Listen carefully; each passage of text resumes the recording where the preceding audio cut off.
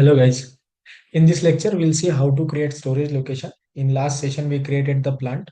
So storage locations are assigned or generated against the plant.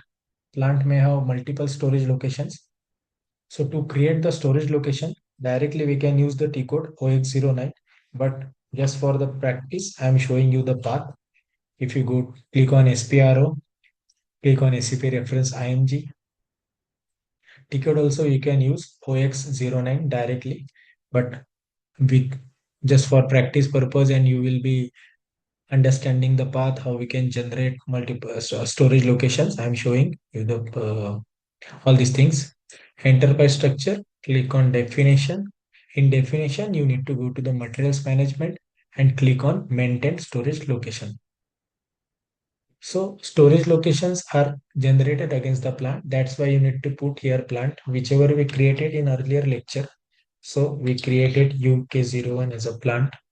If you click on enter or continue and then new entries against that plant UK01, you will create the storage location. So storage locations details will be provided by business as a business requirement that they need. For example, for storing the raw materials, they need separate storage location. For storing the semi-finished goods, they need separate storage location. For storing the consumable, like that, they will provide all the details like which materials, which type of material they are storing, and they need separate location. So those locations we need to map in SAP. So we'll start with, for example, we are providing nomenclature as RM01, which we can use for the raw material location. Then for example FG, which is nothing but finish one, that we can use for FG, finished goods location. Similarly, for other things also you can create. For example, semi-finished goods, I will provide SFG location. This is SFG location. Similarly, you can update 1, 2, 3, whichever, how many location they are providing. Those all locations you can update here. Once done, you can click on save and save the objects to our respective TR. One more thing, if in some cases or in some business scenario, in some business requirement, if business is asking you to update a specific address against the storage location, then in that case you just need to select the storage location.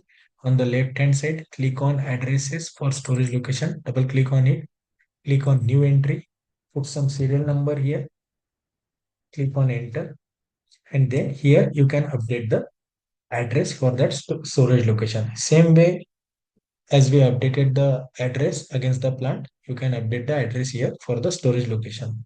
Just for the reference purpose, I'm providing you how to update address.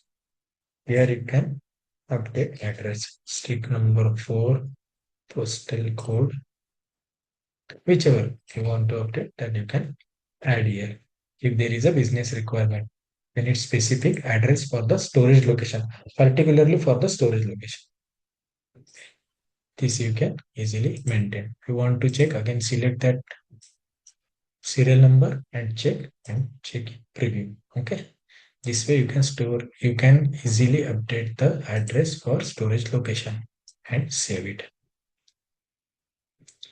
So this is how we created the storage location. So this lecture, we have created company, company code, plant, storage location. Next one, we'll see in the next session, purchasing organization. Thank you.